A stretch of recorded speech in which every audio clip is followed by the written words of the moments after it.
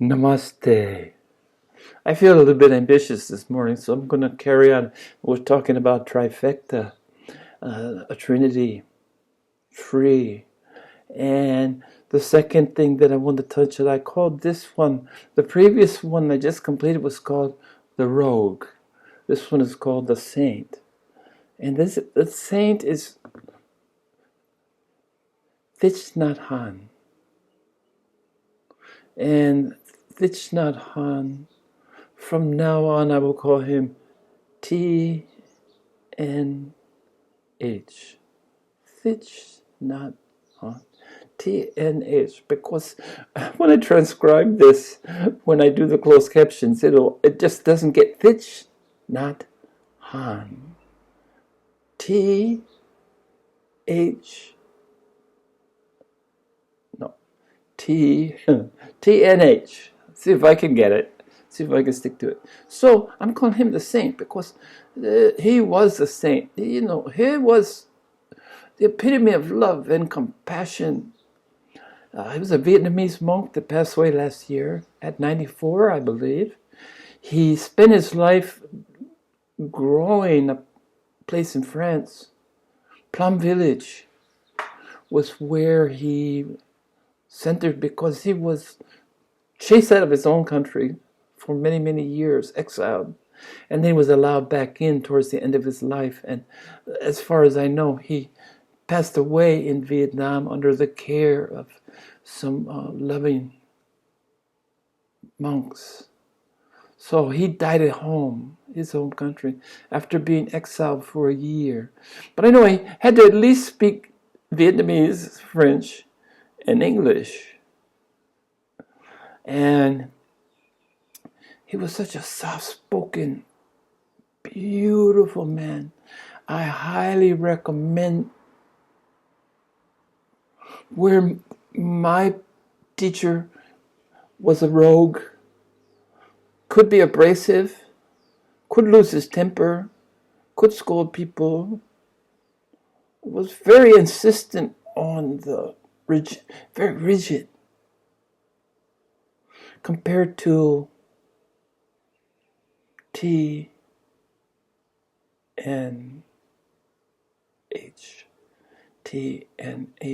who was fluid, who was loving, who was open.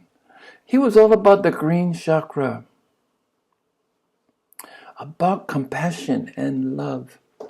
And he taught me, like his walking meditation, to take each step on Mother Earth and really think about the connection, the love that Mother Earth, the nurturing. This is a mindful walking. And along that was just the mental aspect, emotional aspect was peaceful, relaxing, fluid, water and rocks. Hard, my rogue teacher, hard, unyielding to the fluidity.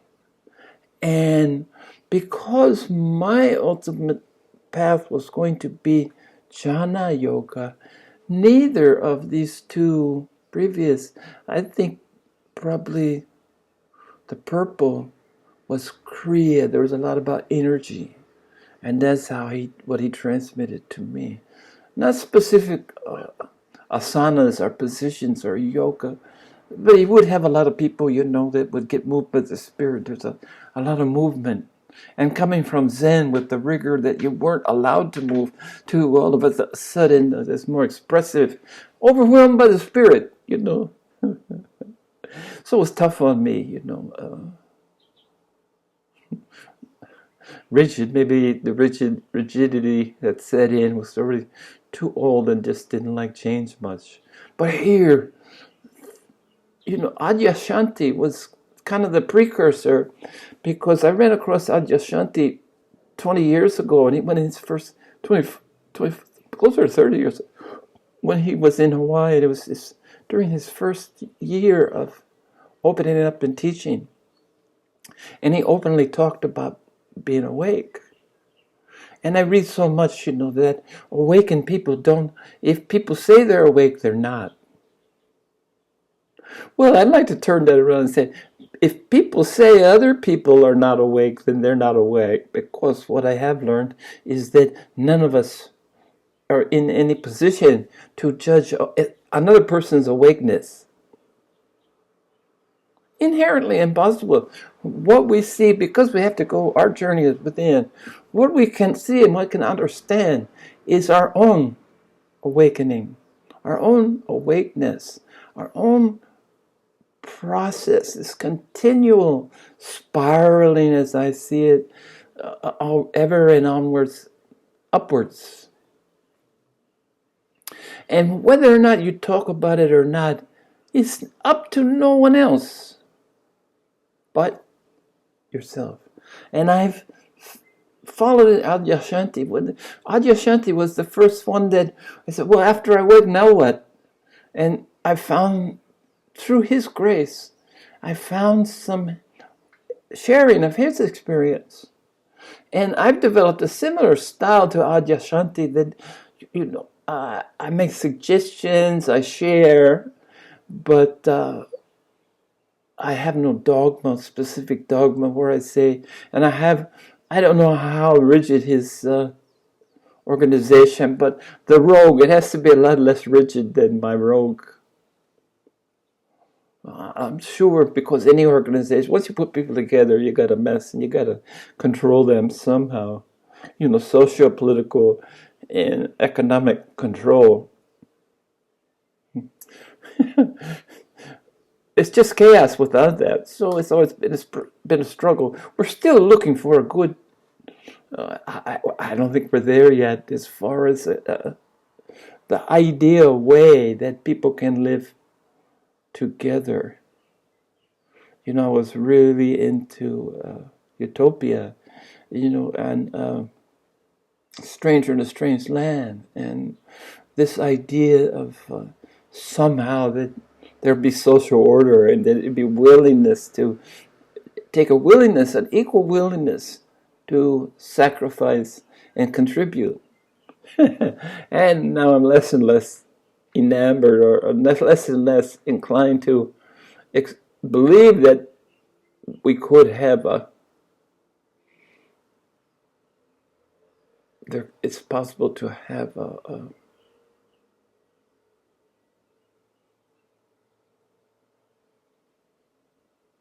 utopia.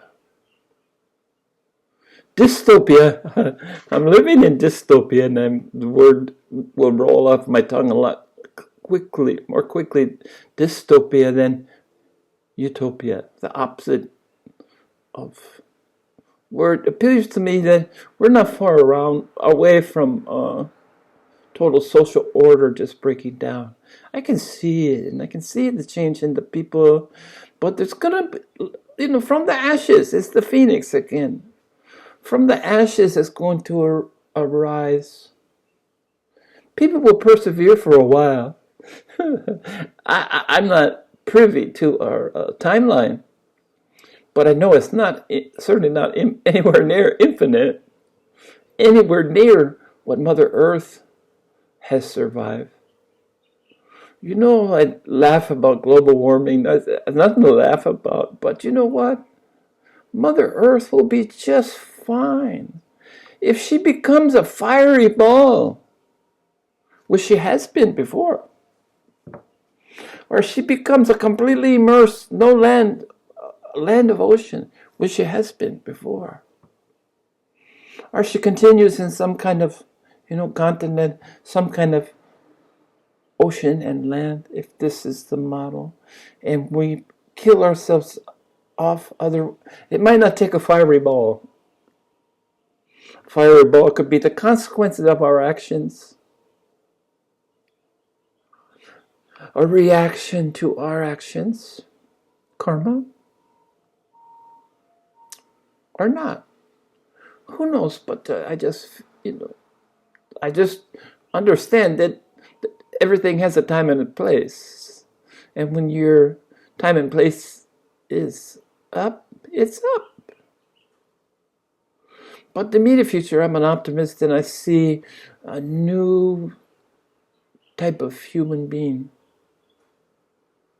who needs, they're more emotive. We've lived through the intellectual age, but the coming cycle is emotion, and it's going to be a lot of person to person words are not going to be very useful. People will connect through emotional level.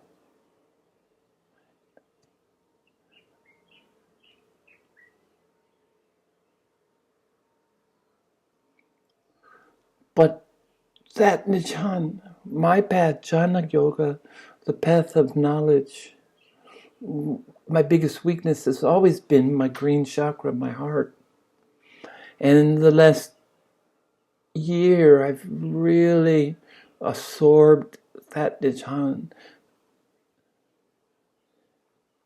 T and H, because it was a representative of the green, loving heart, the all-embracing love that I feel now. I just have to individuate it. I have to get it. I don't like people much, I love humanity. But as individuals, I find them, sometimes I get a little impatient because everybody's sleeping and not waking up. And not only were they not waking up, but they're not even close to recognizing that it's even a possibility, that they're living in their world of a Maya and illusion, and they think that's fine and dandy. As George Carlin would say, fine and dandy. They think that's fine and dandy. But here is T, H, N. Because Vivekananda, the Advaita Vedanta that I became interested in, that was my jhana yoga, that was my final path to enlightenment, providing with the tools that were appropriate for me. We all have our appropriate tools. The 4 yogic paths. Bhakti, which is devotion, which I'm talking about, the green chakra. This is T and H, that Nichan, the green heart, Bhakti. Karma yoga, the yoga of selfless action. Those that are more on the physical plane, that want to devote their spirit and body and do good works. And of course the secret is anonymity, to remain anonymous. And then we have the Kriya Yoga, which I think the rock was, and I think that obviously Sadhguru is someone I also respect. Adyashanti was on the Jnana Yoga path. That was my affinity with him, I think, for his awakening. That it was the Jnana Yoga, the path of knowledge, that worked for him. But they all caution, Vivekananda being the founder of Advaita Vedanta, or the earliest acolyte. Well, actually, it has a history like everything else, and it developed.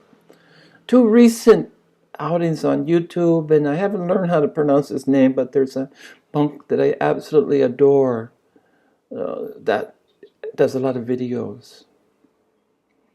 And because Advaita Vedanta is the Jnana Yoga, he resonates with me, but he also warns us that